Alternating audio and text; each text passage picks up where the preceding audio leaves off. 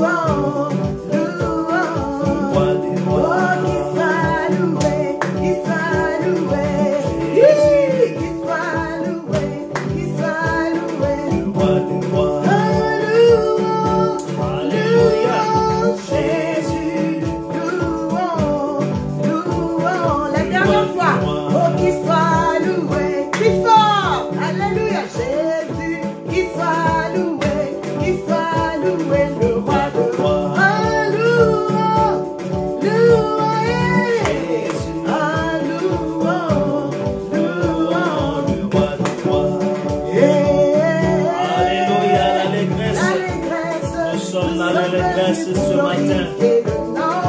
Glorifier le nom de notre Seigneur. L'allégresse, nous sommes venus pour glorifier le nom de roi de rois. Oh yeah, yeah, yeah, yeah, l'allégresse, nous sommes venus pour glorifier le nom de Jésus.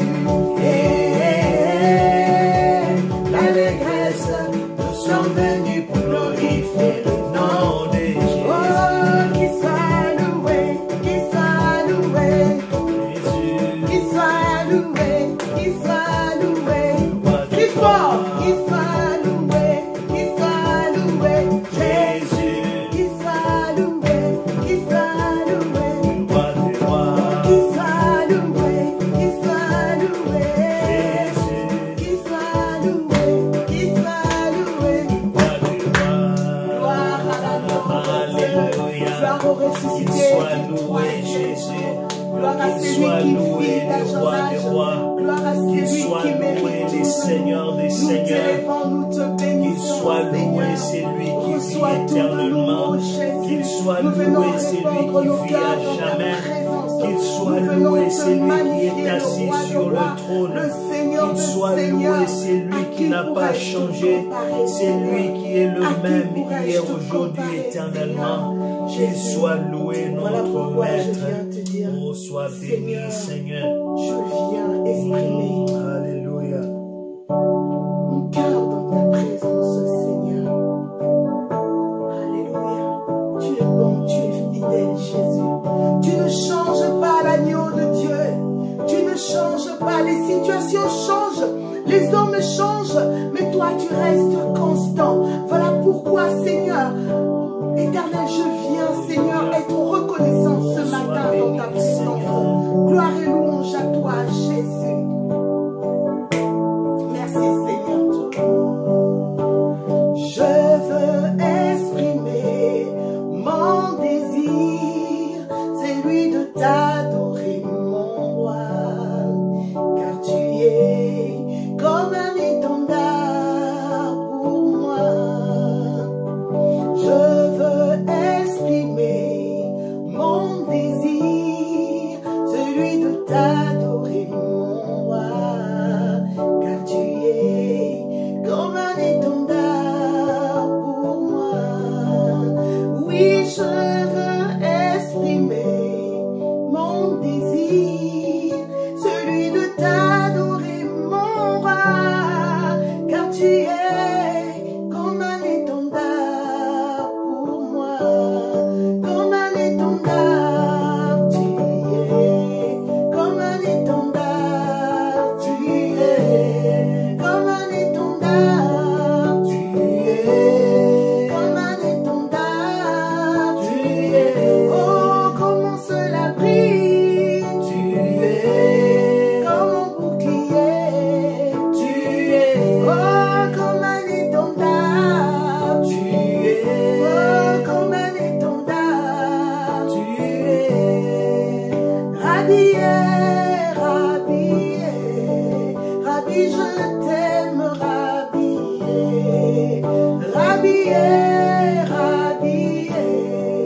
Rabbi, je t'aime, Rabbi, je t'aime, rhabillé, oh, je t'aime, rhabillé, Rabbi, je t'aime, rhabillé, Rabbi, je t'aime, rhabillé, Rabbi, je t'aime, rhabillé, oh, je t'aime, rhabillé, Rabbi, je t'aime, rhabillé, oh, Rabbi, je t'aime, rhabillé, oh Seigneur. Je veux exprimer mon désir, celui de t'adorer, mon roi, car tu es comme un étendard pour moi.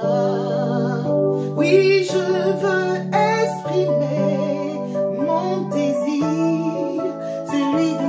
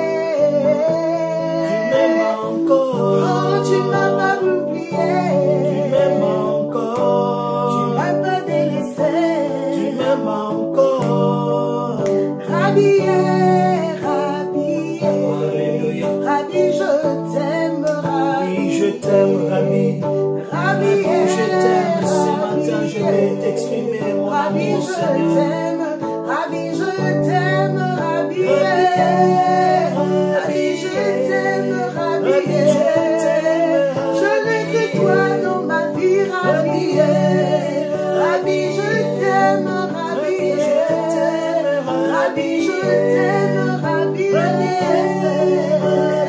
oh Rabbi,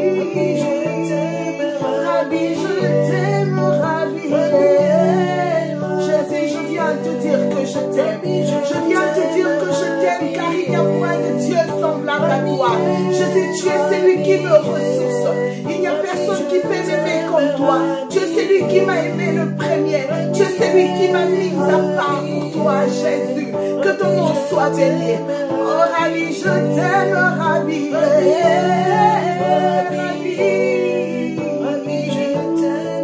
Rabbi, je t'aime, Rabbi. Voilà pourquoi je dis, Oh Rabbi, je t'aime ce matin.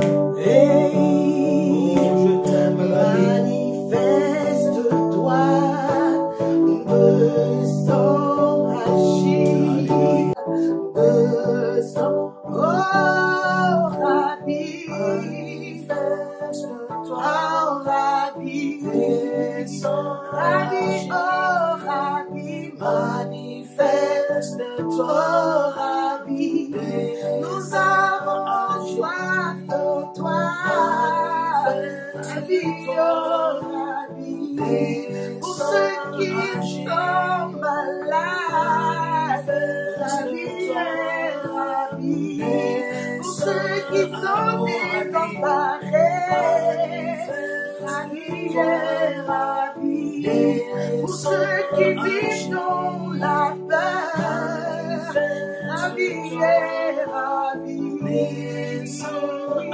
oh Rabbi, oh Rabbi, oh Rabbi, oh Rabbi, Rabbi, Manifeste-toi.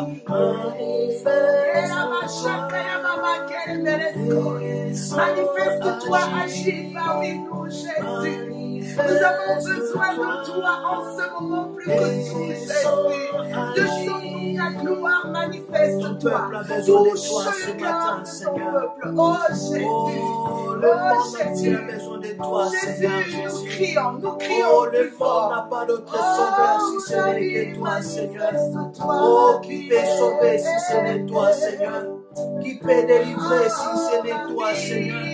Qui peut guérir, Seigneur, si ce n'est toi? Oh, ce matin, ton peuple a besoin de toi, Seigneur. Nous avons soif de toi ce matin, Seigneur. Nous avons faim de toi, Jésus, ce matin. Oh, manifeste-toi, Seigneur, manifeste-toi ce matin. Manifeste-toi, Seigneur, ce matin. Nous avons besoin de toi, oh Jésus. Oh, nos cœurs ont besoin de toi, Seigneur. Manifeste-toi. Descends, agis, manifeste-toi.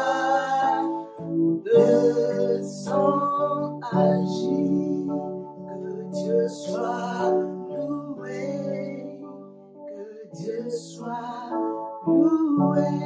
Merci Seigneur. Oh, qu'il soit loué.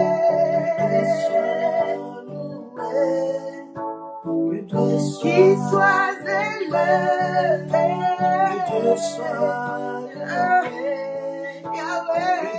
qu'il soit magnifié,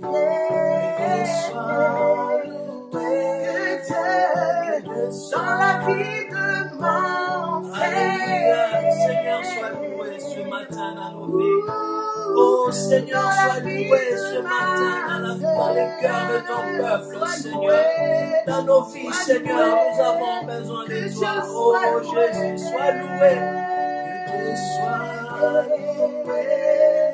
Que Dieu soit loué. Que Dieu soit loué. Que Dieu soit loué. Gloire à celui qui vit dans ton Alléluia. Gloire à toi, Seigneur. Alléluia. Tu es Oh, merveilleux, gloire à toi, Merci. Seigneur. Gloire à toi, Merci. Seigneur. Nous te Amen. bénissons. Nous bénissons ton nom, Seigneur. Alléluia. Nous te glorifions, notre Dieu. Car il n'y a point de Dieu semblable à toi. Alléluia. C'est toi notre Rabbi. Alléluia. C'est toi notre Dieu. Jéhovah est ton nom. Alléluia. Eliona est ton nom. Alléluia. El Shaddai est ton nom. Les Jéhovah. lions de la tribu de Judas, c'est toi. Les Alléluia. narcisses de Saron, c'est Alléluia. toi. Lys de Les la lits vallée. de la vallée, c'est toi, Seigneur notre Dieu. Gloire à Dieu. Le commencement et la fin, c'est toi. Alléluia. Le premier et le Jésus, dernier, c'est Jésus. toi. L'alpha et l'oméga est ton nom, Jésus, Seigneur. Jésus. Emmanuel est ton nom, Jésus, Seigneur Jésus. notre Dieu. C'est Sois toi béni, que nous sois voulons béni, élever ce sois matin. exalté, C'est toi Père. que nous voulons glorifier Nous venons ce te matin. magnifier, Nous voulons nous Seigneur. prosterner Sois loué, devant ta sois présence ce exalté, matin. Nous Seigneur. voulons nous Dans nos prosterner vies, devant sois ta glorifié, majesté sois ce matin. magnifié, Car Jésus. dans les ciels, Nous te sur la bénissons, terre et nous sous la te terre, louons. il n'y a Jésus. aucun autre Dieu qui est Alléluia. semblable à toi. Amen. Toi qui as vaincu la mort, Seigneur. Toi qui vis éternellement, notre Alléluia. Dieu.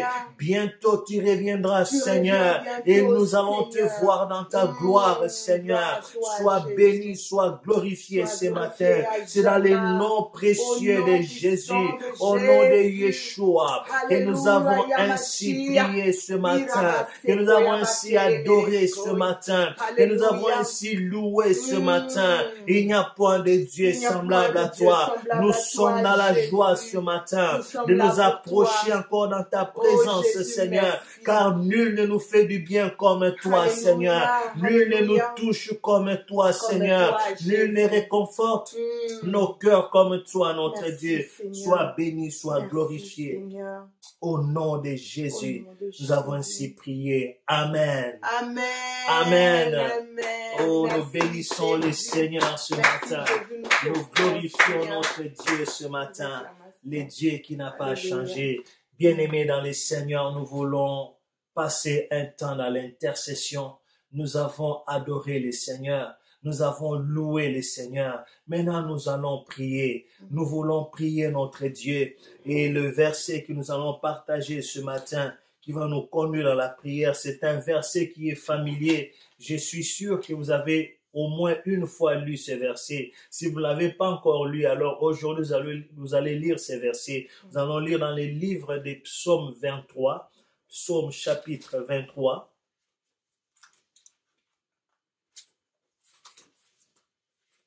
Et nous allons lire le verset 4. Psaume 23, verset 4 nous dit ceci. Psaume 23, verset 4. La Bible nous dit ceci.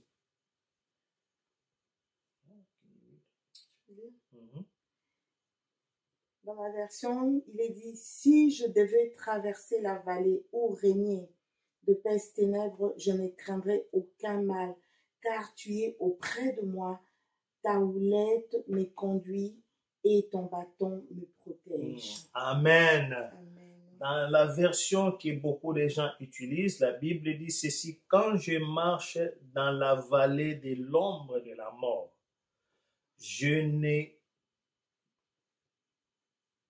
ne crains aucun mal, car tu es avec moi. Ta houlette et ton bâton me rassurent. Amen. Amen. Quand je marche dans l'ombre de la vallée de la mort, je ne crains aucun mal, car tu es avec moi. Ta houlette et ton bâton me rassurent. Amen. Amen. Bien-aimé, cette parole que le Seigneur nous donne ce matin, c'est pour encourager quelqu'un. Car les temps que nous traversons sont des moments difficiles. Nous ne cessons de répéter cela, car nous savons tous que les temps que le monde est en train de traverser, ce sont des temps difficiles. Alors Dieu veut encourager son peuple ce matin. Ici, c'est David qui est en train de parler. David qui était la première partie de la vie de David, c'était un berger. Donc, il connaît très bien les brebis et les bergers. Il dit ceci, même quand je traverse l'ombre de la vallée de la mort, je ne crains aucun mal. Bien-aimé, il décrit trois choses ici. Il parle de la vallée, il parle de l'ombre et il parle de la mort. La vallée, c'est un endroit de la solitude. La vallée, c'est un endroit dangereux. La vallée, souvent, c'est l'endroit où les animaux féroces attaquent leurs proies. C'est dans la vallée. Un endroit où on est seul. Un endroit où on a peur. C'est dans la vallée. Un endroit où on est attaqué. C'est dans la vallée. Et la deuxième chose, il dit l'ombre. L'ombre, c'est le noir. L'ombre, c'est l'absence de la lumière. Et il dit la mort. Même quand je traverse la vallée de l'ombre de la mort, trois choses, la vallée, la solitude, l'ombre, l'endroit où on est seul. L'ombre, c'est la nuit, les ténèbres. Et il continue à dire, même la nuit et la mort. Bien aimé, les temps que nous sommes en train de traverser, c'est vraiment ce temps de la vallée de l'ombre de la mort.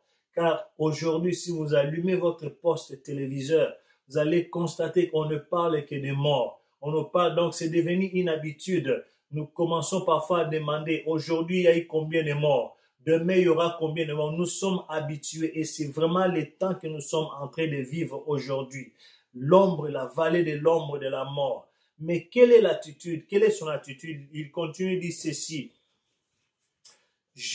Même si je marche dans l'ombre de la vallée de la mort, je ne crains aucun mal. Alléluia. Amen. Je ne crains aucun mal. Ça veut dire ceci, le mal est là. Mais quelle est notre attitude? C'est de ne pas craindre le mal. Amen. Amen.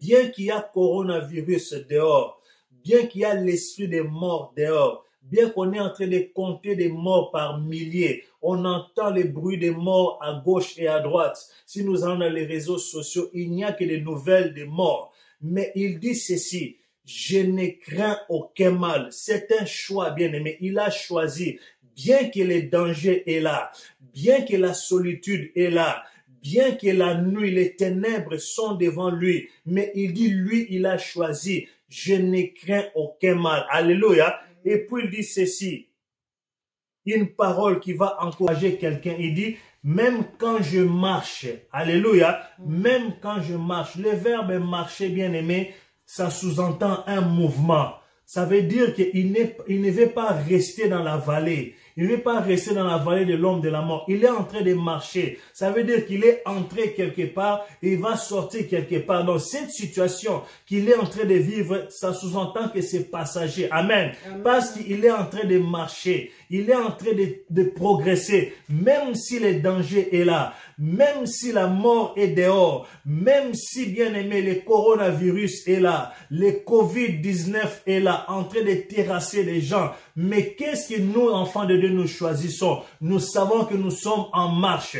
Nous sommes en train de marcher et nous allons sortir. Alléluia. Nous allons sortir de cette crise. Nous allons sortir de cette peste qui est en train de ravager des milliers de vies. Nous allons sortir. C'est pourquoi il dit, je suis en train de marcher. Je ne crains aucun mal. Pourquoi? Parce que tu es avec moi. Qui est avec lui? Dieu est avec lui. Alléluia. Amen. Ce matin, je vais encourager quelqu'un. Dieu est avec toi. Même si tu es confiné, même si tu es seul, même si c'est la solitude. Mais laisse-moi te dire une chose. Dieu est avec toi. Et il continue de dire pourquoi? Parce qu'il sait que ce Dieu-là, ce berger, a un bâton et une houlette. Alléluia. Il dit ton bâton, ta verge et ta houlette me rassurent. Pourquoi? Parce que quand les bergers pour combattre, quand les brebis étaient attaquées, les bergers avaient souvent un bâton et une verge un bâton et une houlette en main. Pourquoi?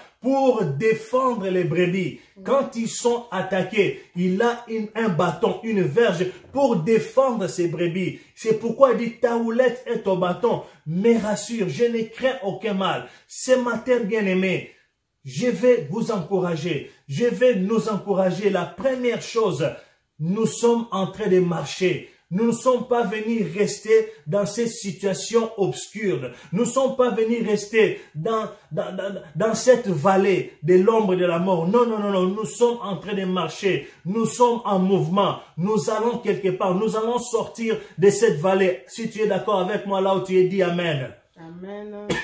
Nous allons sortir de cette vallée. Je ne crains pas. Fais un choix. Comme David, je ne vais pas craindre. Bien que le danger est là, bien que le mal est là, mais il a choisi de ne pas craindre le mal, de ne pas vivre dans la crainte. Et nous, enfants de Dieu, ce matin, choisissons de ne pas vivre dans la crainte. Parce que nous avons un Dieu qui nous aime, un Dieu qui a un bâton, un Dieu qui a une houlette pour nous défendre. Quand nous serons attaqués, c'est Dieu-là va nous défendre. Amen. Amen. Alors nous allons prier ce matin. Nous allons prier contre l'esprit de crainte. Dieu, remplis-moi de nous. Chacun nous va demander, je vais chasser la crainte. Car la crainte, l'esprit de crainte, ce n'est pas l'esprit de Dieu. Amen. Amen. Dieu nous a donné un esprit de foi. Nous voulons avoir la foi, malgré tout ce qui se passe. Même si dans notre corps, parfois nous sommes attaqués. Mais nous savons que nous n'allons pas rester une situation qui est passagère. Nous allons vaincre, nous allons surmonter. Alléluia. Amen. Alors nous allons chasser l'esprit de crainte. Que Dieu nous remplisse de sa foi. Que nous puissions marcher parce que nous sommes en train de marcher. Que personne puisse rester sur place dans cette vallée de l'ombre de la mort. Amen. Amen. Lèvons nos voix là où nous sommes. Commençons à chasser l'esprit de crainte en nous, l'esprit de crainte autour de nous, l'esprit de crainte dans l'église. Chassons cela au nom de Jésus. Éternel notre Dieu, notre Père, comme tu nous as parlé, notre Dieu, nous refusons la crainte en nous, Seigneur. Nous chassons l'esprit de crainte en nous, notre Dieu. Car, Seigneur, notre Dieu, comme David avait dit, même quand je marche dans l'ombre de la vallée de la mort, je ne crains aucun mal, Seigneur. Car je sais que tu es avec moi. Car je sais que tu marches avec moi, car je sais que tu es en train de me défendre. Ce matin, Seigneur notre Dieu, je ne vais plus vivre dans la crainte, Seigneur. Je ne vais plus regarder, notre Dieu, amener des regards inquiets, Seigneur notre Dieu. Je vais être rempli de foi, notre Dieu. Je vais être rempli de la foi, notre Dieu. Car le Dieu en qui j'ai cru, Seigneur notre Dieu, c'est le Dieu qui est puissant, c'est le Dieu qui agit, le Dieu qui dit un mot. Et la chose s'accomplit, Seigneur. Je chasse la crainte autour de moi. Je chasse la crainte dans ma maison. Je chasse la crainte dans ton église. Nous sommes vainqueurs, notre Dieu. Nous savons, Seigneur, notre Dieu, que tu es avec nous, Seigneur. Que tu marches avec notre Dieu. Nous n'allons plus regarder à gauche et à droite, mais nous voulons fixer nos regards vers toi. Car tu es le Dieu qui agit. Tu es le Dieu qui agit. Chassons la crainte, notre Dieu. Nous chassons la crainte ce matin. Nous chassons la crainte ce matin. Nous voulons nous entourer, notre Dieu, de ta parole, Seigneur. Nous voulons écouter ta parole. Nous voulons entendre ta parole. Que ta parole remplisse nos cœurs. Que ta parole remplisse nos vies. Que ta parole nous remplisse, Seigneur, pour que nous puissions marcher avec ta parole, Seigneur. Car nous savons, notre Dieu, notre destination, ce n'est pas la vallée de l'ombre de la mort, mais nous allons traverser cela. Nous allons sortir de cela, notre Dieu, dans les noms puissants de Jésus, dans les noms puissants de Jésus, dans les noms puissants de Jésus, dans les noms puissants de Jésus, dans les noms de Jésus. Alléluia, alléluia. Bien-aimés, nous continuons à prier pour ces pays. Nous continuons à prier pour la Grande-Bretagne. Si Dieu t'a établi dans ces pays, oh, comme sentinelle, c'est pour des temps comme celui-ci. Nous allons lever nos voix, prier pour ces pays. Prier que ces pays puissent sortir de cette crise. Prier pour que ces pays puissent se rétablir. Prier pour l'économie de ces pays. Prier pour les autorités de ces pays. Prier pour tous ceux qui vivent dans ces pays. Que Dieu étende sa main pour que ces pays puissent sortir de cette crise. Dans le nom de Jésus, prions pour la Grande-Bretagne. Alléluia. Éternel Dieu des armées, Papa des gloires, nous prions pour la Grande-Bretagne, notre Dieu, parce que tu nous as établis dans ces pays, Seigneur. Nous voulons nous tenir à la brèche, Seigneur. Nous voulons être des sentinelles, notre Dieu. Nous levons nos yeux vers toi, Seigneur. Nous levons nos yeux vers toi, Seigneur. Nous te demandons, Seigneur, notre Dieu, de guérir ces pays, Seigneur. De guérir ces pays, Seigneur, qui est touché, c'est notre Dieu. Dieu, ces pays qui est atteint, Seigneur. Oh, l'économie de ces pays qui est touchée, tous les secteurs de ces pays qui sont touchés. Nous te prions, Seigneur, notre Dieu. Toi qui peux changer notre Dieu. Toi qui peux changer les circonstances. Parce que ta parole me dit, Seigneur, tu es le maître des temps et des circonstances. Tu peux changer la circonstance. Tu peux changer la situation de ce pays, notre Dieu. Nous crions vers toi ce matin. Nous te demandons, notre Dieu. Nous demandons auprès de toi, Jésus. Étends ta main, Seigneur. Agis, Seigneur, mon Dieu. Agis dans ce pays, Seigneur. Agis dans ce pays, Seigneur. Agis, notre Dieu. Agis, notre Dieu. Guéris ce pays, Seigneur. Guéris ce pays, Seigneur. Guéris ce pays, Seigneur. Guéris ce pays, Seigneur. Dans le nom de Jésus. Dans le nom de Jésus. Dans le nom de Jésus. Dans le nom de Jésus. Seigneur, nous te bénissons ce matin. Nous te glorifions ce matin, Seigneur. Car tu es le Dieu qui entend nos prières. Amen. Seigneur, nous croyons que tu es celui qui exauce nos prières, Seigneur. Merci même pour les prières que nous n'avons pas faites ce matin, notre Dieu. Par la foi, nous croyons que tu as entendu nos prières dans nos cœurs. Alléluia. Et Seigneur, tu les as exaucées, Amen. Seigneur, notre Dieu. Merci car je sais que tu fortifies ton peuple ce matin. Je sais que tu es en train de fortifier ton peuple ce matin. Regarde ma soeur ce matin, notre Dieu. Regarde mon frère ce matin, notre Dieu. Ma prière, Seigneur de gloire, est que tu puisses les fortifier comme un parent, Seigneur notre Dieu, comme un père qui tient ses enfants par ses mains et qui les fortifie, Seigneur notre Amen. Dieu. Nous te demandons ce matin, Seigneur, de tenir tes enfants par tes mains. Seigneur, fortifie tes enfants, Seigneur. Fortifie ton peuple, Seigneur, dans ces temps de confinement, Seigneur, dans ces temps difficiles, notre Dieu. Nous te demandons, notre Dieu, de fortifier ton peuple, Seigneur, de fortifier ton église, Seigneur. Souviens-toi de ton église, notre Dieu. Fortifie ton église, Seigneur, dans le nom puissant de Jésus. Nous te bénissons ce matin. Nous te glorifions ce matin. Nous t'adorons ce matin, car il n'y a point de Dieu semblable à toi. Reçois l'honneur, la gloire, la puissance et la majesté. Au nom de Jésus, notre Seigneur et Sauveur. Nous avons ainsi prié. Amen. Amen. Amen. Amen. Je crois que vous avez été bénis ce matin par la louange, l'adoration et les temps que nous avons passés dans la prière. Maintenant, c'est l'heure d'écouter la parole de Dieu. Je sais que Dieu, comme toujours, a une parole spéciale pour vous. Alors, soyez prêts. Ayez votre Bible, car Dieu va vous parler ce matin. Dieu va nous parler ce matin. Car moi, je suis prêt pour écouter. Oh, bien-aimés, dans ces temps difficiles, nous avons besoin d'écouter une bonne nouvelle. Et la bonne nouvelle nous sera donnée ce matin par les serviteurs de Dieu, le pasteur Marc Menda, qui va nous parler de la part de Dieu. Alors, sans plus tarder, nous laissons la parole à son serviteur, le pasteur Marc Menda. Bonjour, bien-aimés. Nous vous saluons tous au nom de notre Seigneur et Sauveur Jésus-Christ. Et nous disons merci encore une fois pour ce beau jour qu'il nous offre aujourd'hui. Et nous le bénissons pour le souffle de vie. Qu'il soit loué notre Dieu, qu'il soit exalté l'Éternel Dieu des armées. Merci de votre disponibilité afin de participer dans ce culte que nous voulons offrir à notre Dieu, lui qui nous a réveillés et qui nous veut en vie aujourd'hui. Merci encore une fois, alors que nous nous préparons davantage pour le retour du Seigneur qui est imminent. Alors, nous allons prier avant d'entrer dans la parole de Dieu. Seigneur, nous te disons merci. Nous te rendons grâce pour ton amour, ta fidélité. Nous voici dans ta présence, Seigneur. Nous nous disposons afin d'écouter ta parole.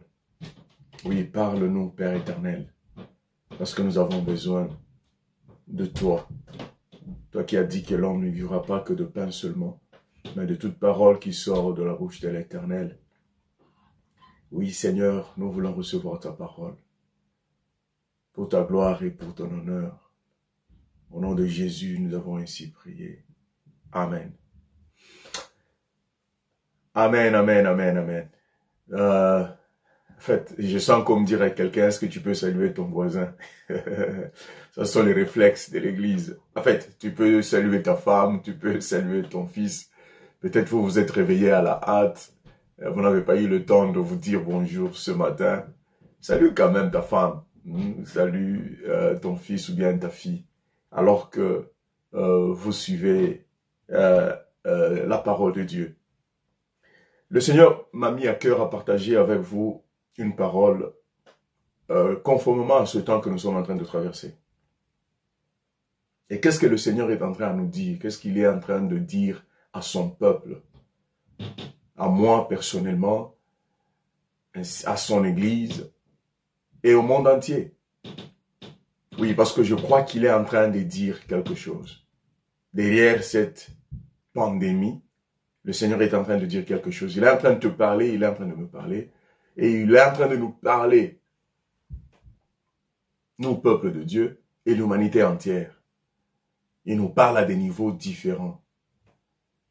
Mais une chose est certaine, il y a un message. Il y a un message que moi et toi, nous ne pouvons pas rater. Oui, j'ai pris du temps pour parler avec le Seigneur, pour chercher sa face, sa pensée exactement. Qu'est-ce qu'il est en train de dire? Pour certains de nous, ça sera un rappel. Pour certains de nous, ça sera un enseignement. Pour certains de nous, ça sera un ajout. Mais je vous prie d'ouvrir vos cœurs afin de recevoir cette parole dont je crois bénira quelqu'un au nom de Jésus-Christ. Nous allons commencer en tournant nos Bibles là où nous sommes, dans le livre de 2 Thessaloniciens chapitre 2.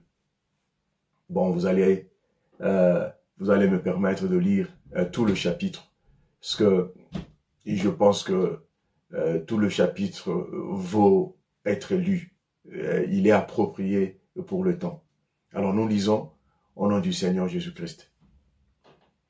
Pour ce qui concerne l'avènement de notre Seigneur Jésus-Christ et notre réunion avec lui, nous vous prions, frères, de ne pas vous laisser facilement ébranler dans votre bon sens et de ne pas vous laisser troubler par quelques inspirations, soit par quelques paroles ou par quelques lettres qu'on dirait venir de nous. Comme si le jour du Seigneur était déjà là. Que personne ne vous séduise d'aucune manière, car il faut que l'apostasie soit arrivée auparavant et qu'on ait vu paraître l'homme du péché, le fils de la perdition, l'adversaire qui s'élève au-dessus de tout ce qu'on appelle Dieu ou de tout ce qu'on adore, jusqu'à s'asseoir dans le temple de Dieu, se proclamant lui-même Dieu. Ne vous souvenez-vous pas de ce que je vous disais ces choses lorsque j'étais encore chez vous? Et maintenant, vous savez ce qui le retient, afin qu'il ne paraisse pas qu'en son temps. Car le mystère de l'iniquité agit déjà. Il faut seulement que celui qui le retient encore ait disparu, et alors paraîtra l'impie, que le Seigneur Jésus-Christ détruira par le souffle de sa bouche et qu'il l'anéantira par l'éclat de son avènement. L'apparition de cet impie se fera par la puissance de Satan, avec toutes sortes de miracles, des signes et prodiges mensongers, et avec toutes les séductions de l'iniquité pour ceux qui périssent parce qu'ils n'ont pas reçu l'amour de la vérité pour être sauvés. Aussi, Dieu leur envoie une puissance d'égarement pour qu'ils croient au mensonge, afin que tous ceux qu'on n'a pas cru à la vérité, tous ceux qui n'ont pas cru à la vérité, mais qui ont pris plaisir à l'injustice soit condamné. Pour nous, frères bien-aimés du Seigneur, nous devons à votre sujet rendre continuellement des grâces, des actions de grâce, des grâces à Dieu, parce que Dieu vous a choisi dès le commencement pour le salut, par la sanctification de l'Esprit et par la foi en la vérité. C'est à quoi il nous a appelés par notre évangile, pour que vous possédiez la gloire de notre Seigneur Jésus-Christ. Ainsi donc, frères, demeurez fermes et retenez les instructions que notre Seigneur Jésus-Christ lui-même et Dieu notre Père qui nous a aimés et qui nous a donné par sa grâce une consolation éternelle et une bonne espérance. Console vos cœurs et vous affermisse en toute bonne œuvre et en toute bonne parole. Je reprends le dernier verset. Que notre Seigneur Jésus-Christ, lui-même et Dieu notre Père, qui nous a aimés et qui nous a donné par sa grâce une consolation éternelle et une bonne espérance, console vos cœurs et vous affermisse en toute bonne œuvre et en toute bonne parole. Je dis merci à Dieu pour l'opportunité que nous avons et le privilège. Et je suis sûr et certain que malgré tout ce qui est en train de se passer maintenant là, partout dans le monde entier, le Seigneur est au contrôle. Il est absolument au contrôle. Enfin, comme pour rejoindre l'étude biblique de Maman Marceline le mercredi passé, le Seigneur est absolument au contrôle. Alors, qu'est-ce qu'il est en train de nous dire? Alors que nous sommes en train de... le monde est en train de traverser dans ces temps difficiles où jusque-là la peur bat son plein, où jusque-là vraiment on n'a pas une solution claire et nette. Les médecins n'ont pas un médicament sûr et certain. Les chercheurs n'ont pas encore découvert ce produit ou bien la médecine qui va vraiment aider pour éradiquer ce virus ou bien pour maîtriser ce virus. Qu'est-ce que le Seigneur est en train de nous dire? Dans le message que nous venons de lire, la parole de Dieu est en train de nous instruire par rapport au jour de l'avènement du Seigneur. Le jour où le Seigneur viendra pour mettre fin au présent ordre mondial, introduisant un nouveau ordre mondial avec l'enlèvement de son épouse, qui est l'Église universelle. Oui, bien-aimés, il y a un nouveau ordre mondial qui se prépare, qui s'annonce. Pas celui des politiciens, pas celui des politiques, pas celui des Illuminati ou bien des sciences occultes, ou bien des occultistes. Parce que leur ordre mondial qu'ils veulent introduire, c'est juste pour s'opposer à l'ordre mondial de Dieu. Mais il y a un nouveau ordre mondial qui va s'introduire. Et ce nouveau ordre mondial va s'introduire par l'enlèvement de l'Église. Et le Seigneur Jésus-Christ est en train de venir. Quand il prendra l'Église, il va introduire un nouveau ordre mondial. Et ce nouveau ordre mondial sera caractérisé par liberté totale du péché et du mal. Parce que l'Église ne sera plus là. L'Église ne sera plus sur terre. La grâce de Dieu sera déjà enlevé. Ça sera le règne, comme nous allons le voir. Ça sera le règne du mal et du péché.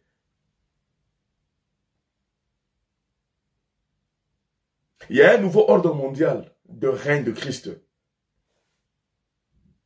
Et cela va commencer avec l'enlèvement des véritables enfants de Dieu. Ce passage nous instruit à prêter attention à certains faits que nous sommes en train d'observer. Nous devons prêter attention.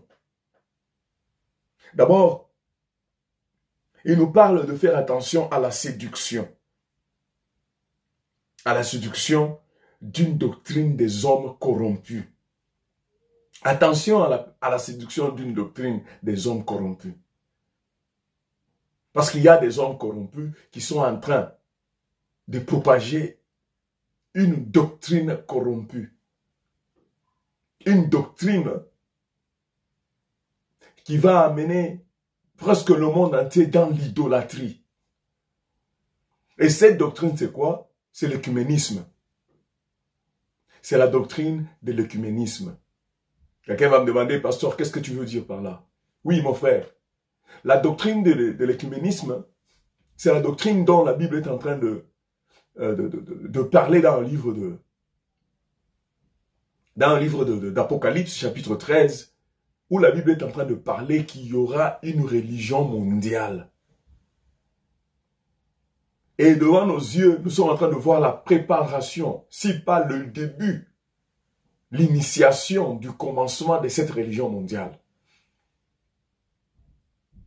qui sera une religion écuménique, qui veut dire toutes les croyances sur la terre viendront ensemble, toutes les religions confondues, ils viendront ensemble, ils vont former une religion, qui sera une religion dans laquelle tout le monde est dedans. C'est-à-dire que et les chrétiens, et les musulmans, et les bouddhistes, et les mormons, et tout le monde, et les occultistes, ça sera une religion mondiale dans laquelle toutes les croyances seront dedans. C'est ce qu'on appelle l'écuménisme. C'est-à-dire que tu n'auras pas besoin d'évangéliser pour convertir quelqu'un au christianisme. Non, non, non, non, non. Tu n'auras pas besoin d'aller prêcher aux musulmans pour les gagner à Christ. Non. Tu n'auras pas besoin d'aller prêcher à d'autres religions. C'est là que la parole de Dieu nous instruit. Tu n'auras pas besoin de le faire. Pourquoi? Parce que toutes les religions seront dans une même religion qui accepte que non, nous tous, nous prions le même Dieu. Seulement, les chemins pour y aller sont différents. Ça, c'est un mensonge du diable. Et c'est la doctrine qui va grandir dans les jours à venir. Alors nous devons faire attention à la séduction de cette nouvelle doctrine de la religion globale qui veut emporter tout le monde dans la perdition, dans la rébellion contre Dieu et dans l'idolâtrie totale. Alors, le deuxième fait que nous allons constater, c'est que, comme nous avons lu, la Bible dit, au fait, l'apostasie doit arriver. L'apostasie doit arriver avant l'événement du Fils de l'homme. L'avènement du Fils de l'homme qui sera marqué par, qui sera concrétisé par l'enlèvement de l'Église. Avant cet événement-là, l'apostasie doit grandir. Et quelqu'un va me demander, cette apostasie correspond à quoi? Quand on parle de l'apostasie, à quoi est-ce que cela correspond? Hébreux chapitre 3, verset 12 est en train de nous dire, prenez garde, frères, que quelqu'un de vous n'ait un cœur mauvais et incrédule, au point de se détourner du Dieu vivant. L'apostasie veut dire se détourner du Dieu vivant. Être dans un état apostate, c'est être dans un état où on croyait dans le Seigneur, on avait déjà goûté à la gloire de Dieu, on était déjà illuminé par l'évangile, mais on s'est détourné. On a abandonné. Le mot apostasie apostasia en grec, n'apparaît que 2 fois en tant que mot dans le Nouveau Testament. Il apparaît en tant que verbe également. Il s'agit du verbe grec aphithesmi. Aphithesmi. Le verbe grec aphithesmi, A-P-H-I-S-T-E-M-I. Traduit par se détourner. Ce verbe peut aussi signifier chuter, faire défection, se retirer ou se détourner de quelque chose à laquelle on adhérait auparavant. La Bible est en train de nous dire, en 2 Thessaloniciens chapitre 2, chapitre 2, verset 3, disant que personne ne vous séduise d'aucune manière, car il faut que l'apostasie soit arrivée auparavant et qu'on ait vu paraître l'homme du péché, le fils de la perdition. L'apostasie signifie donc se couper de la relation salvatrice, se couper de cette relation de notre salut que l'on avait avec Christ, ou abandonner toute union vitale avec lui, abandonner toute la foi véritable en lui. Malheureusement, c'est là où le monde est en train de partir. Parce que la Bible dit, je le dis avec toute tristesse, la Bible dit que l'apostasie, c'est-à-dire l'abandon de Dieu, l'abandon de la foi en Jésus-Christ, doit battre son plein. C'est-à-dire quoi? Là où nous allons, avec cette pensée de l'œcuménisme, beaucoup de gens vont rentrer dans cette croyance. Et ils vont toujours continuer à croire qu'ils croient en Dieu, sans pour autant savoir qu'ils sont tombés dans l'idolâtrie. Et par conséquent, ils vont abandonner Dieu. Il y aura l'apostasie, il y aura les religions.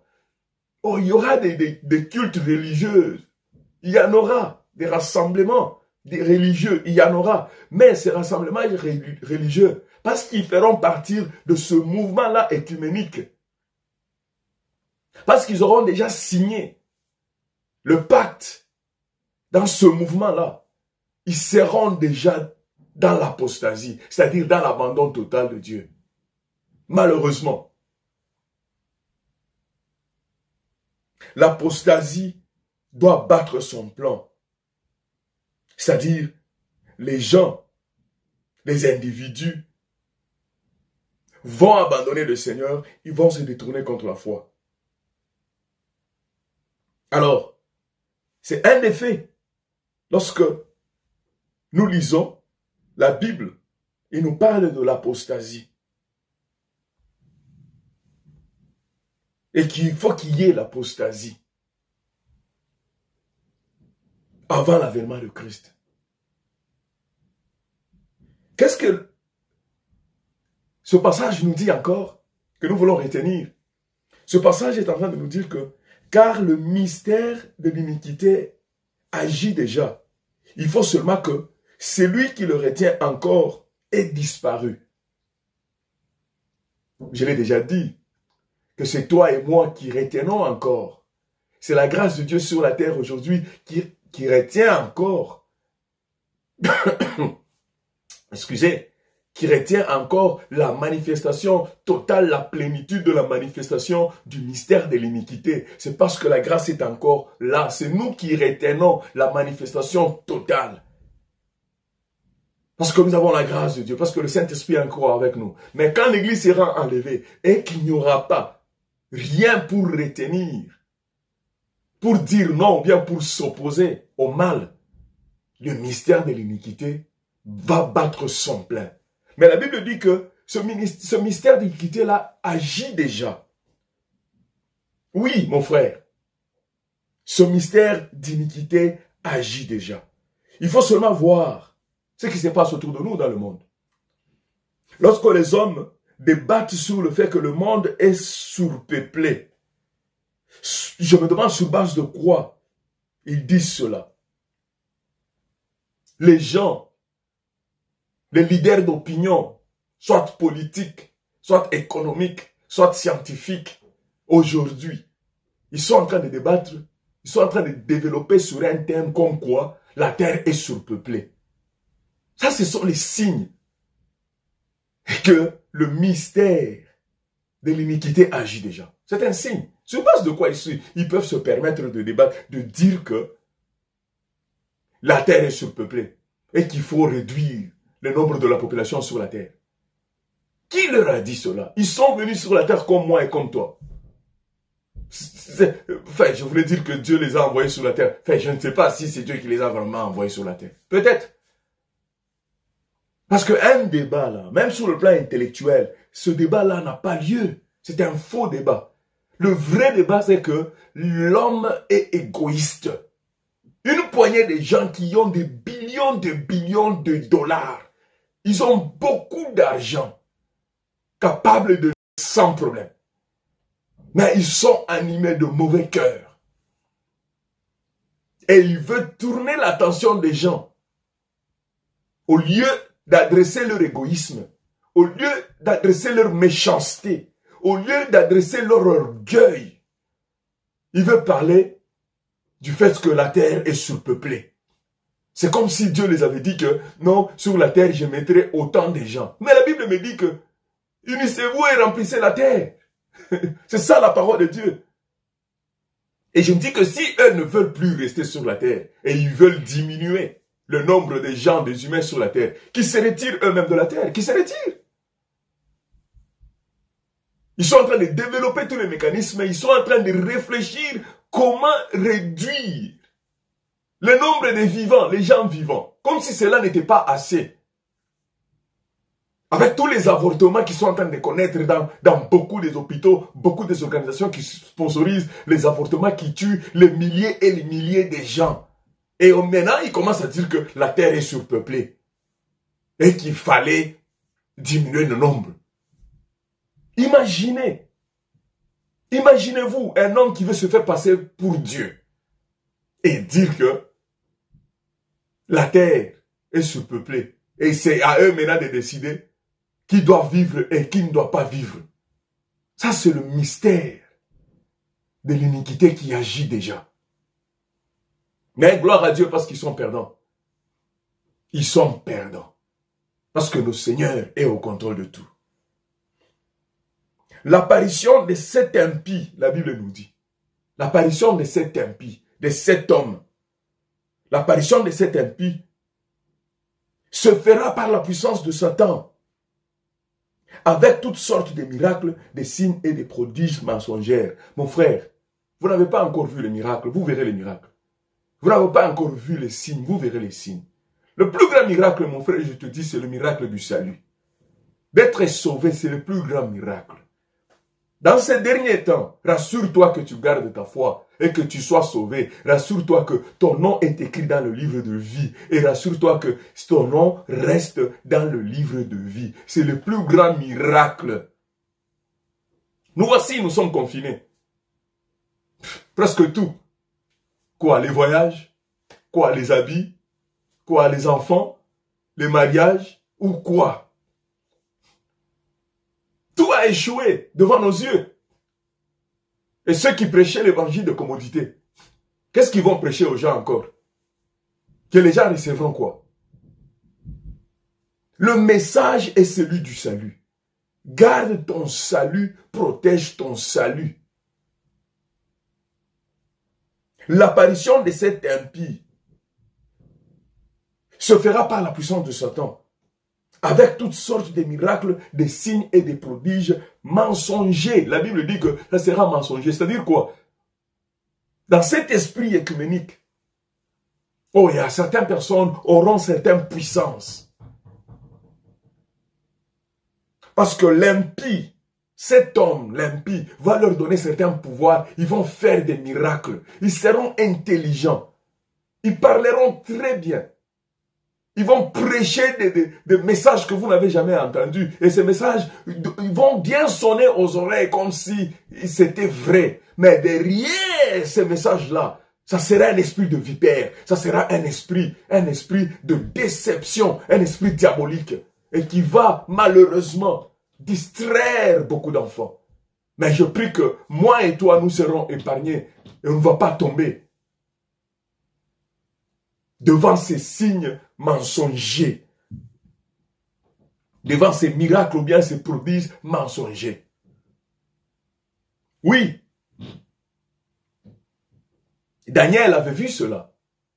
Dans le livre de Daniel, chapitre 7, 25 à 28. Daniel avait vu cela.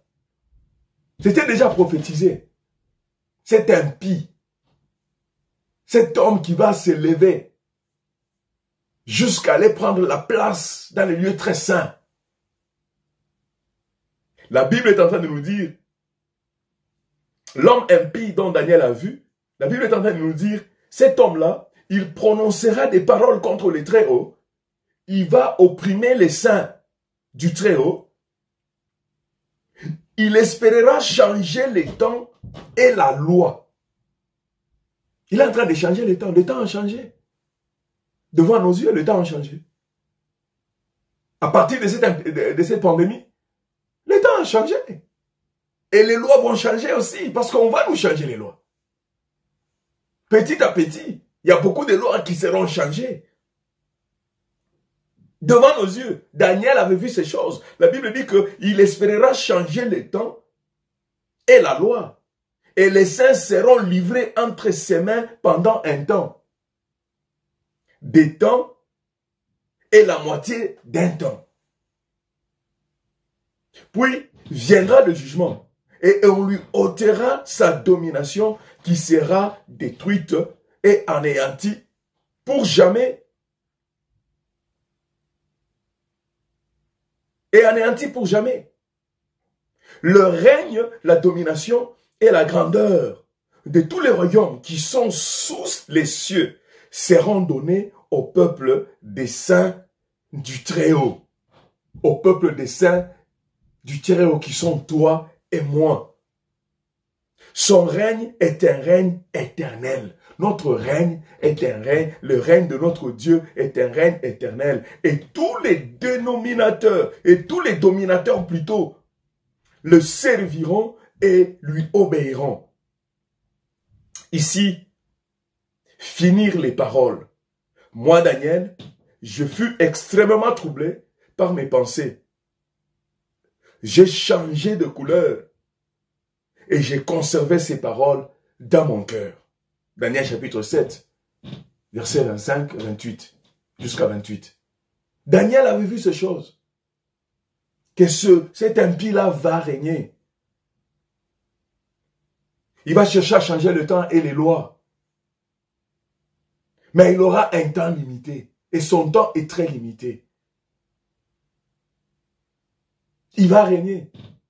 Il va attaquer, il va s'en prendre à qui? Il va s'en prendre au sein de Dieu. Alors, qu'est-ce que la Bible est en train de nous dire? Qu'est-ce que le Seigneur est en train de nous dire? Par rapport à ce qui est en train de se passer dans le monde. Ça, c'est quelque chose que le Seigneur m'a mis à cœur. Un message que je voudrais partager avec vous. Derrière les instructions que nous avons reçues, nous tous, je pense que ça vient de l'Organisation de la Santé Mondiale, OMS, Organisation Mondiale de la Santé plutôt, ça vient de cette organisation. Et quelles sont ces instructions? Ces instructions sont rendues presque populaires partout dans le monde entier. Que ce soit en Chine, que ce soit aux États-Unis, que ce soit en Europe, en Afrique.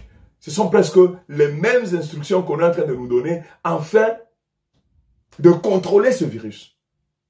Afin d'arrêter la propagation rapide de ce virus pour sauver les vies humaines. On nous a donné ces instructions. Ils sont publiés presque partout. Alors, quelles sont ces instructions? Et qu'est-ce que le Seigneur est en train de nous dire, nous, en tant qu'enfants de Dieu, derrière ces instructions? Oui, je crois que le Seigneur est en train de nous dire quelque chose. Donc, j'ai besoin de votre attention. Vous avez besoin de prêter une attention particulière. Parce que le Seigneur est en train de nous dire, il est en train de véhiculer un message spirituel un message codé derrière les instructions de ce virus. Le Seigneur est en train de nous donner ses instructions. Comme nous avons eu à le lire dans le livre de 2 Thessaloniciens chapitre 2. Je pense que c'était, je pense, à partir du verset, un instant, ouais, le verset 15, la Bible dit ceci: « Ainsi donc, frères, demeurez fermes et retenez les instructions que vous avez reçues, soit par notre parole, soit par notre lettre. » Ce passage nous parle des instructions. L'Organisation mondiale de la santé nous a donné aussi ces instructions pendant ce temps. Maintenant, quelles sont les instructions de Dieu derrière les instructions que nous avons reçues de l'Organisation mondiale de la santé? Quelle est l'instruction de Dieu? Quel est le message de Dieu? Qu'est-ce que le Seigneur est en train de dire? La première chose dont je crois que le Seigneur est en train de te dire, est en train de me dire, c'est que, comme ils disent, nous devons nous laver les mains. Ça, c'est la première instruction. Une des instructions. Que nous devons nous laver les mains. Partout au monde, on est en train de parler, laver les mains, laver les mains, laver les mains. Tu dois te laver les mains. À tout moment, tu sors, tu laves les mains. Tu rentres, tu laves les mains. Tu fais ceci, tu laves les mains. Tu laves les mains. Tu dois laver tes mains à tout moment. Et spirituellement, qu'est-ce que cela veut dire? Nous laver les mains constamment. La Bible en parle. La parole de Dieu en parle. Que nous devons laver nos mains. D'abord, c'est quoi nos mains? Les mains représentent notre vie. Nos mains représentent notre vie. Spirituellement parlant, ce message est en train de dire que nous devons nettoyer notre vie. Nous devons enlever les ordures dans notre vie. Nous devons enlever les saletés dans notre vie. Nous devons le faire, mon frère. Nous devons dans la sanctification constamment. À tout moment, nous devons vérifier. Autant que nous lavons les mains à tout moment. Tu sors, tu entres, tu sors, tu entres, tu laves les mains. Les médecins, quand ils entrent dans la salle d'opération, la première chose qu'ils font, c'est quoi? Ils se lavent les mains. La Bible est en train de nous dire derrière ce message, est en train de nous rappeler certains de nous, c'est que nous devons entrer dans une dimension de la sanctification sans précédent. Nous devons entrer dans une dimension de la purification sans précédent. Nous devons nous faire violence. Nous devons nous faire violence pour être purs, pour être dans la sanctification, pour être dans la purification. Au nom de Jésus-Christ, je prie que nous recevons cette grâce. C'est-à-dire, la première chose, les mains représentent notre vie. Tout ce que nous faisons avec nos mains, ça vient de notre cœur. Nos empreintes digitales représentent notre vie. Nos mains représentent notre vie. C'est nos vies que nous devons laver. Ça, c'est la première chose. Lavons notre vie. La deuxième chose, demeurons dans la purification constante. Tout le monde peut faire n'importe quoi. Tout le monde peut parler n'importe comment. Tout le monde peut s'habiller de n'importe quoi. Non, non, non, non, non. Ce n'est pas toi. Tu ne veux pas tomber dans la séduction et tu ne veux pas faire causer d'autres personnes de tomber dans la séduction. Nous voulons marcher dans la purification de corps, âme et esprit. Lavons-nous les mains, purifions nos mains. La Bible est en train de nous dire, dans le livre de Jacques, chapitre 4, versets 7 et 8, la Bible dit ceci. Soumettez-vous donc à Dieu, résistez au diable, et il fuira loin de vous. Approchez-vous de Dieu, et il s'approchera de vous. Nettoyez vos mains, la Bible en parle. Nettoyez vos mains, pécheurs. Purifiez vos cœurs, hommes irrésolus, c'est-à-dire les hommes inconstants, les hommes qui qui ne sont pas stables dans leur foi. Tantôt ils sont ici, tantôt ils sont là-bas. Ils sont irrésolus, ils n'ont pas une solution fixe et exacte. Ils ne sont pas à Dieu, ils ne sont pas au diable. Ils sont tièdes. Les hommes irrésolus, ce sont les hommes qui sont sans position. Et la Bible dit que nous devons faire attention. Ne sois pas tiède aujourd'hui. Si tu es tiède, Dieu va te vomir. Tu ne peux pas être avec Dieu et être avec le diable. Si tu es tiède ces jours-ci, Dieu va te vomir. C'est-à-dire que nous devons nous accrocher davantage. La Bible dit, soumettez-vous donc à Dieu, résistez au diable, et il fuira loin de vous. Approchez-vous donc de Dieu, et il s'approchera de vous. Qu'est-ce que nous sommes en train de recevoir derrière ces instructions? Une autre chose que nous sommes en train de recevoir, ces instructions nous parlent de quoi? Des distances sociales. Le passage que nous venons de lire nous parle de distances sociales. C'est que nous devons nous attacher à Dieu alors que nous nous séparons avec les hommes. Oui, parce que, en tout cas, la distance sociale ce social distancing, en tout cas, moi et toi, nous devons le prendre au sérieux. Spirituellement, ça veut dire qu'il y a certaines personnes qui méritent le social distancing. Il y a certaines personnes qui méritent le social distancing. On doit tout faire pour que, en tout cas, on ne puisse pas se mettre avec n'importe qui, n'importe où, dans n'importe quel rassemblement, n'importe quel rassemblement. Le social distancing. Vous vous détachez des hommes, mais vous vous approchez de Dieu. La Bible dit que soumettez-vous donc à Dieu, résistez le diable et il va vous fuir. Approchez-vous de Dieu et il s'approchera de vous. Nettoyez vos mains. Quand vous vous approchez de Dieu, Dieu s'approche de vous. Social distancing. Nous devons observer le social distancing avec certaines personnes qui sont toxiques, qui sont nuisibles à notre foi et à notre relation avec Dieu. Une autre instruction qu'on nous donne à part social distancing, on nous parle du confinement. Le confinement. La Bible est en train de nous dire, entre dans la chambre, ferme la porte et prie. Alors prie comme tu n'as jamais prié. Récupère les prières, les temps de prière que tu avais déjà perdus. Dieu t'a donné l'opportunité de récupérer. Tu dois construire des monuments de prière. Récupère tout le temps que tu as déjà perdu dans la prière. Récupère ça. Tu as le temps libre à la maison. Enferme-toi. Dans le confinement, dans l'isolement, dans l'isolation. Prie comme jamais.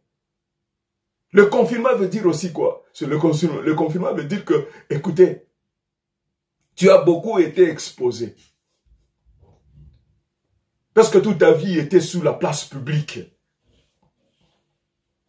Dieu est en train de te dire, non, tu n'as pas besoin d'exposer ta vie sous la place publique. Rentre dans ta maison, enferme-toi. Tu n'as pas besoin de t'exposer partout.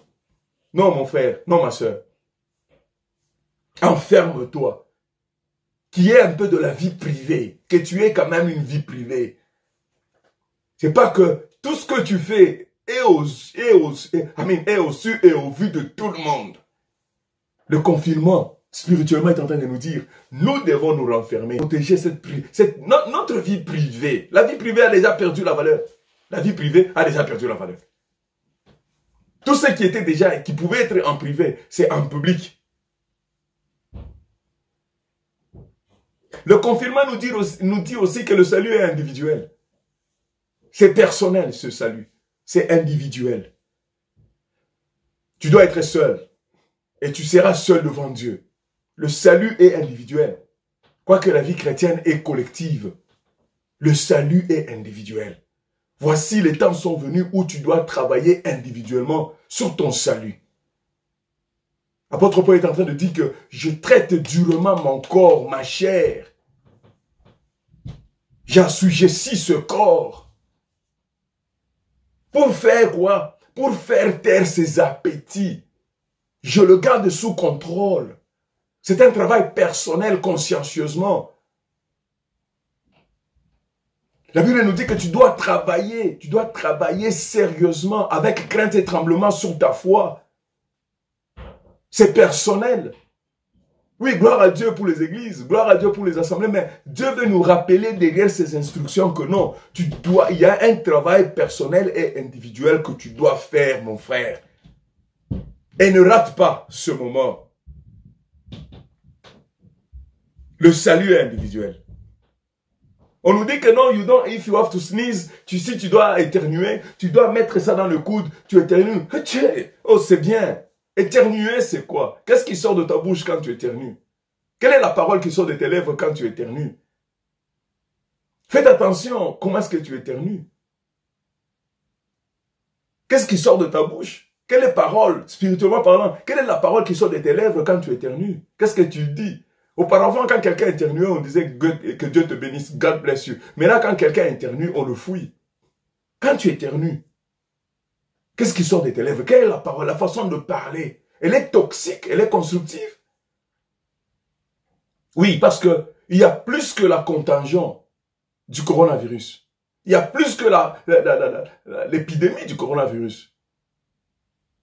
À côté de cette pandémie de coronavirus, il y a une autre pandémie qui accompagne. C'est la pandémie de la peur. C'est la pandémie de la psychose. On parlera de coronaphobie. Pourquoi? Parce qu'il y a des gens qui parlent, les paroles là sont plus fortes que éternuer. Ces paroles-là sont contagieuses. Ça entre dans le cœur de quelqu'un, ça sème la peur, la personne devient troublée parce qu'elle a entendu tes paroles qui étaient venimeuses et perd il commence à avoir la peur, la palpitation. Oh, je vais mourir. Oh, je vais perdre le travail. Voilà, ma femme restera, mes enfants resteront. Oh, mon mari va mourir. Parce que tu as éternué des mauvaises paroles. Ce qui est pire, c'est que même le gouvernement est en train de nous dire combien les gens vont mourir demain ou après-demain. Ce qui est pire et triste. Pour terroriser les gens. Ce qu'ils disent là est plus pire qu'éternuer. Parce que la psychose qu'il y a dans la société. Mais qu'est-ce que Dieu est en train de nous dire, nous en tant qu'enfants de Dieu? Les paroles qui sortent de nos bouches, ce que nous éternuons, ce qui sort de notre bouche, doit être les paroles de la foi, doit être les paroles de la bonne parole, de la bonne vérité de notre Seigneur Jésus-Christ, qui est au-dessus même de cette pandémie. Parlons bien pendant ce temps. Apporte la parole d'exhortation, encourage quelqu'un, va évangéliser.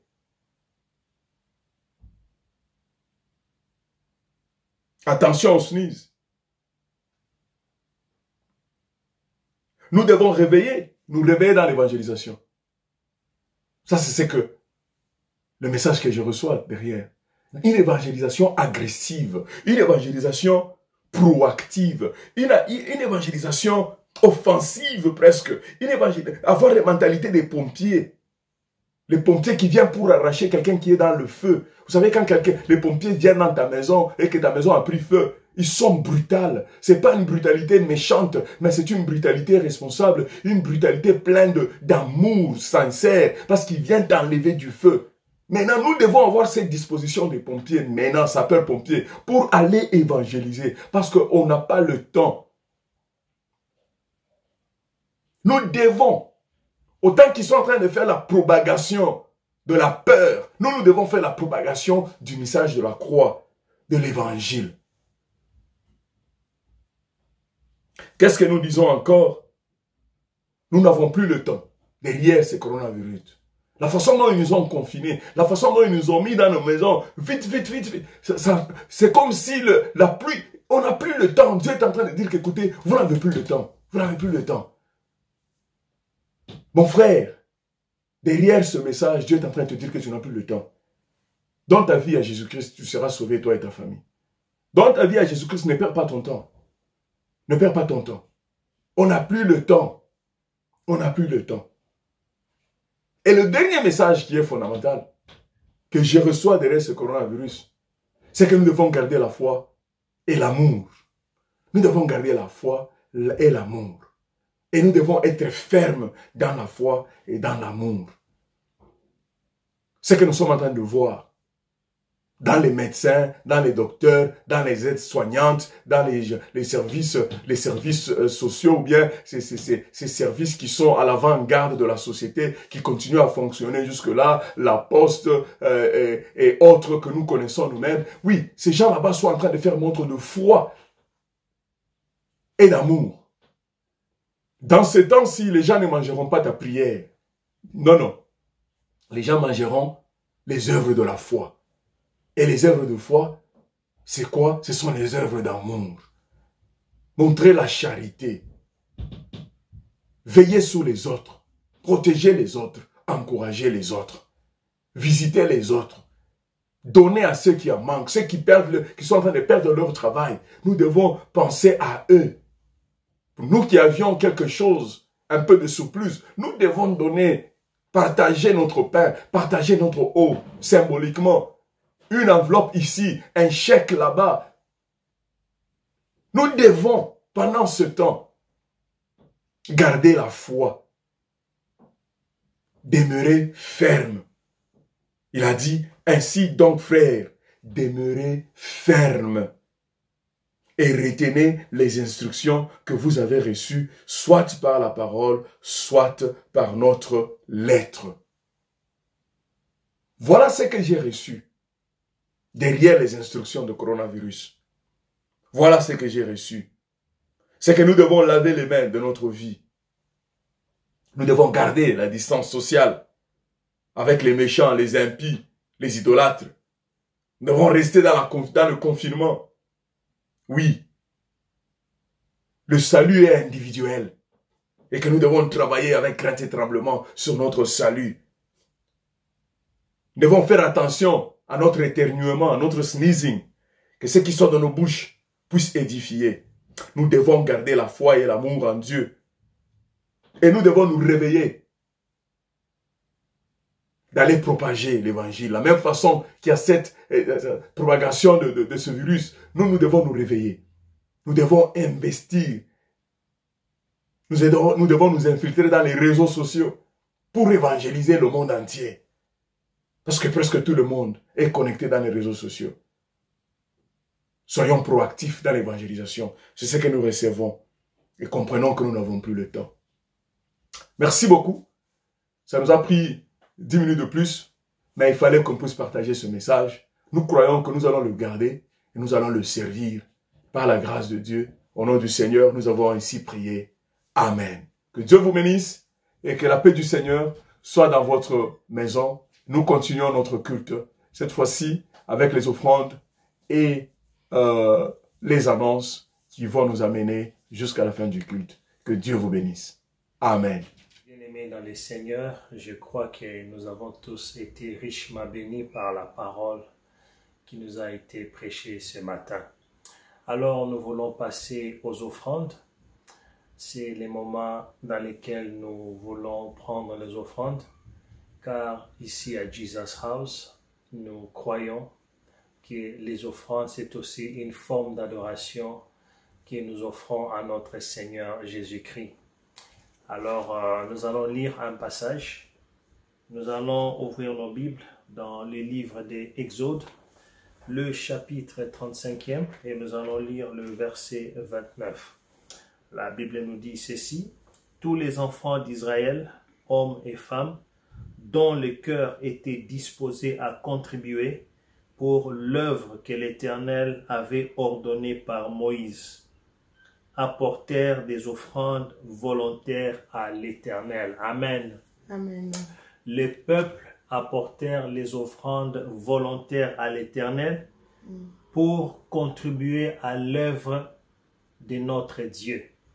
Alors, les offrandes que nous voulons récolter, c'est pour contribuer à l'avancement du royaume des cieux. Quand nous donnons nos offrandes, nous les donnons à Dieu, mais ces offrandes contribuent à l'avancement de l'œuvre de l'Éternel.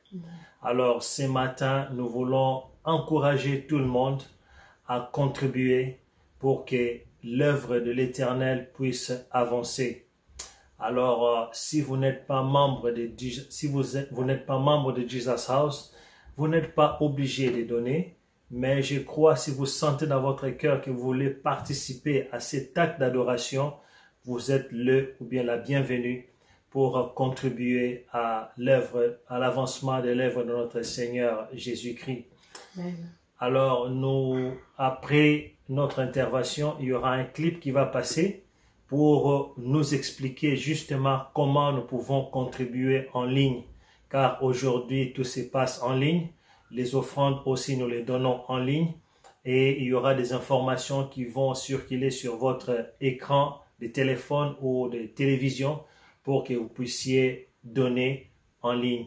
Nous allons prier et après, nous allons donner nos offrandes. Merci. Nous courbons nos têtes dans la prière. Éternel Dieu Tout-Puissant, nous sommes reconnaissants de tous tes bienfaits dans nos vies. Amen. Voilà pourquoi nous t'apportons nos trésors et nos dons, Seigneur Dieu de gloire. Merci, Seigneur. Éternel, c'est une forme d'adoration pour nous, Seigneur. Éternel, bénis, Seigneur, la personne, la main qui va te donner ce matin. Alléluia. Souviens-toi aussi de cette main qui n'a pas pu. Éternel, bénis la personne pour que prochainement, que mon frère, que ma sœur puisse te donner avec joie. Amen. Laisse que ton nom soit glorifié, loué à jamais. Au nom puissant de Jésus, nous avons ici prié. Amen. Amen. Amen.